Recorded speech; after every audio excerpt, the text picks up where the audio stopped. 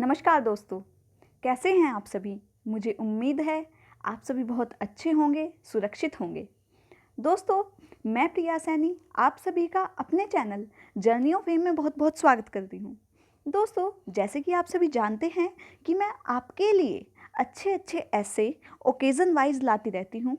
साथ ही जो भी हमारे एग्ज़ाम के पर्पज़ से इम्पॉर्टेंट टॉपिक्स होते हैं उनके ऊपर भी मैं ऐसे आपके लिए ज़रूर लाती हूँ। साथ ही आप जो मुझे कमेंट बॉक्स में कमेंट करते हैं, जो मुझे लगता है कि हाँ काफ़ी इम्पोर्टेंट है, तो उसके ऊपर मैं वीडियो जल्द ही आपके लिए लेकर आती हूँ। दोस्तों, अगर आपको मेरी ये ऐसे पसंद आते हैं तो प्लीज़ मेरे चैनल को लाइक, शेयर और सब्सक्राइब करना ना भूलें। मेरी आपसे बस यही रिक्वेस्ट है। साथ ही आपको किसी भी टॉपिक पर ऐसे चाहिए तो आप मुझे कमेंट बॉक्स में कमेंट कर ज़रूर बता सकते हैं। तो जैसे कि हम सभी जानते हैं कि 26 नवंबर को हम संविधान दिवस मनाते हैं। इस दिन जो हमारा संविधान है, जो हमारा कॉन्स्टिट्यूशन है, वो बनकर तैयार हुआ था। ठीक है, तो उसी के उपलक्ष्य में हम 26 नवंबर को संविधान दिवस मनाते हैं। इस बार संविधान दिवस पर एक कंपटीशन होने जा रहा है, जिसका जो टॉपिक है वो है सामाजिक क्रांति के अग्रदूत। ठीक है, तो उसी के ऊपर मैंने ये ऐसे लिखा है। दोस्तों, अगर आपको ऐसे पसंद आता है तो प्लीज़ प्लीज़ मेरे चैनल को लाइक, शेयर और सब्सक्राइब करना ना भूलें। तो चलिए देखते हैं। जैसे कि आप सभी जानते हैं कि हम अपने जो ऐसे की स्टार्टिंग करते हैं वो एक कोटेशन से करते हैं। तो जो आज की कोटेशन है ये एक गाना है, ये आपने सुना भी होगा। संविधान भारत का है, शान भारत की, इसे मान लो खुश रहेंगे सभी, इसे मान लो खुश रहेंगे सभी। पन्ना एक एक लिखा इसका बाबा ने। बाबा किसे कहते हैं हम? भीमराव अंबेडकर जी को हम क्या कहते हैं? बाबा कहते हैं। पन्ना एक एक लिखा इसका बाबा ने, सबको सब कुछ दिया है बाबा ने।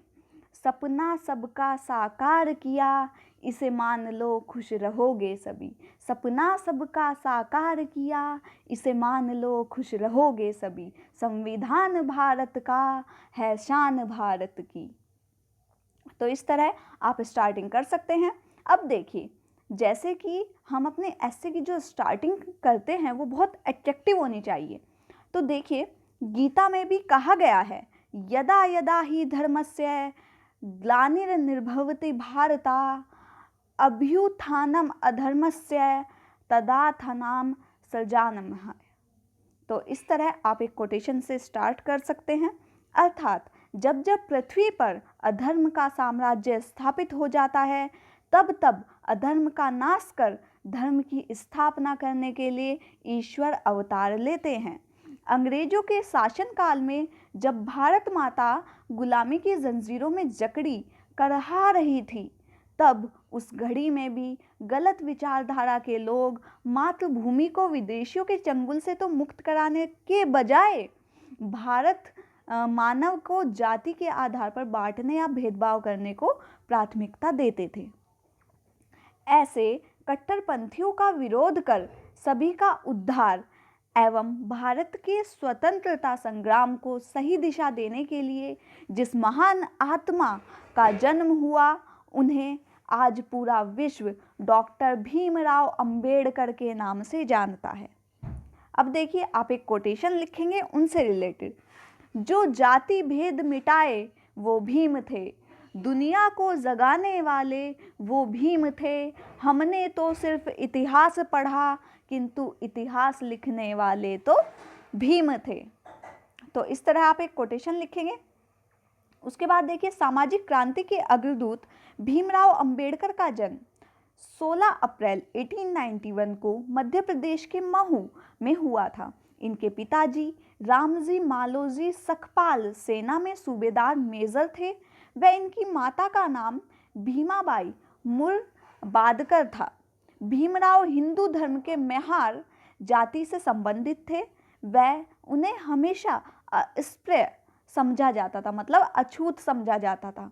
बचपन से ही सवर्ण द्वारा उनका अपमान किया जाता। सवर्ण मतलब जो ऊंचे वर्ण के लोग थे।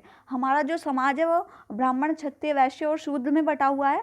तो ब्राह्मण को सर्वश्रेष्ठ हम मानते हैं, तो उन्हें ही कहा जाता है सवर्ण। मतलब जो ऊंची जाति के लोग थे वो उनका हमेशा अपमान करने लगते थे। प्यास लगे तो सामान्य जगह से पानी ना पीना, अध्यापक द्वारा उन पर ध्यान न देना, यहाँ तक कि उनकी परछाई तक भी अछूत मानी जाती थी। किंतु उन्होंने हिम्मत न हारी। वह अपनी लगन व मेहनत द्वारा उन्होंने अच्छे अंक से सन 1927 ईस्वी में इंग्लैंड जाकर लंदन स्कूल ऑफ इकोनॉमिक्स से डॉक्टर ऑफ साइंस की डिग्री प्राप्त की। वह साथ ही लॉ डिग्री भी प्राप्त की। कानून की पढ़ाई के उपरांत 1923 ईस्वी में अंबेडकर स्वदेश लौटे। स्वदेश मतलब अपने भारत में लौटे। और बम्बई, उस टाइम मुंबई को क्या कहा जाता था? बम्बई कहा जाता। तो हम वही चीज़ लिखेंगे बच्चों। बम्बई उच्च न्यायालय में वकालत प्रारंभ की, किंतु जाति भेदभाव ने यहाँ भी उनका पीछा न छोड़ा। अतः वह समय आ ही गया जब भेदभाव रूपी अपमान के खिलाफ संघर्ष की शुरुआत की। सर्वप्रथम जनता को जागृत करने हेतु सन 1927 ईस्वी में बहिष्कृत समाज नामक पाक्षिक समाचार पत्र निकाला गया। दूसरा, उस समय मंदिरों में दलितों का प्रवेश निषेध था। मतलब जो दलित लोग थे उस टाइम मंदिर में प्रवेश नहीं कर सकते थे क्योंकि वो अछूत माने जाते थे, जिसे सन 1930 में नासिक के कालाराम मंदिर में प्रवेश के लिए सत्याग्रह किया और सबको मंदिर में प्रवेश कराकर ही दम लिया। इसके उपरांत सन 1935 में इंडिपेंडेंट लेबर पार्टी की स्थापना की गई, जिसने सन 1937 में बम्बई चुनावों में इनकी पार्टी द्वारा 15 में से 13 सीटों पर विजय प्राप्त कर ली। मतलब जब चुनाव हुए तो जो इनकी पार्टी थी उन्होंने 15 सीटों में से 13 इन्होंने ले ली। भीमराव अंबेडकर को कुशाग्रता को ध्यान में रखकर उन्हें 15 अगस्त 1947 को भारत का प्रथम कानून मंत्री बनाया गया। इसके बाद उन्हें संविधान प्रारूप समिति का अध्यक्ष नियुक्त किया गया। भारत के संविधान को बनाने में अंबेडकर ने हृदय की भांति काम किया। हृदय की भांति काम किया का मतलब जैसे हमारा जो हृदय है वह हमारी पूरी बॉडी में क्या करता है? ब्लड पहुंचाता है। तो उसी तरह अगर हमारा हृदय जीवित नहीं होगा तो हम भी जीवित नहीं रहते हैं। तो उसी तरह इन्होंने हृदय की भांति काम किया। अंबेडकर सभी धर्मों के प्रति सम्मान करते थे। उनके अनुसार हिंदू, मुस्लिम, सिख, ईसाई आपस में है भाई भाई वाक्य बिल्कुल सटीक बैठता था। डॉक्टर भीमराव अंबेडकर एक महान विधिवेता मतलब कानून को लिखने वाले, समाज सुधारक, शिक्षाविद, राजनेता व सामाजिक क्रांति के अग्रदूत हैं। वह सामाजिक क्रांति के अग्रदूत है। ये लाइन आप जरूर लिखेंगे क्योंकि आपका ये टॉपिक है। उन्होंने अन्याय, असमानता, छुआछूत, शोषण व ऊंच नीच के खिलाफ जीवन भर संघर्ष किया। इन्होंने एक दीपक की भांति अंधकारमय जीवन को ज्योति प्रदान की। अंबेडकर सशरीर मतलब शरीर के साथ हमारे बीच वर्तमान समय में न हो, किंतु उनके द्वारा रचित हमारा संविधान हमारे बीच हमेशा उनकी याद दिलाता रहेगा। वह 26 नवंबर जब संविधान बनकर तैयार हुआ, हर मानव हृदय से इस दिन उन्हें सच्ची श्रद्धांजलि देगा।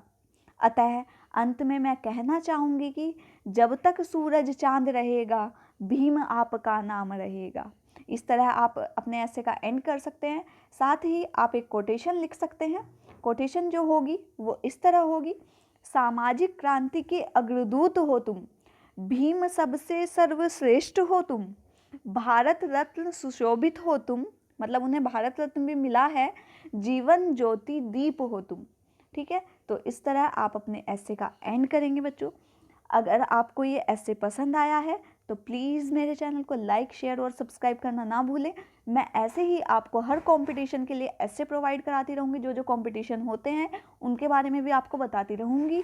साथ ही आपके एग्ज़ाम में जो जो टॉपिक्स इम्पोर्टेंट है वो मैं आपको अच्छे ऐसे ही प्रोवाइड कराती रहूँगी। सिर्फ मुझे आपका इतना ही सपोर्ट चाहिए, मैं भी आपका ऐसे ही सपोर्ट करती रहूँगी। तब तक के लिए थैंक यू सो मच। मिलते हैं नए ऐसे के साथ।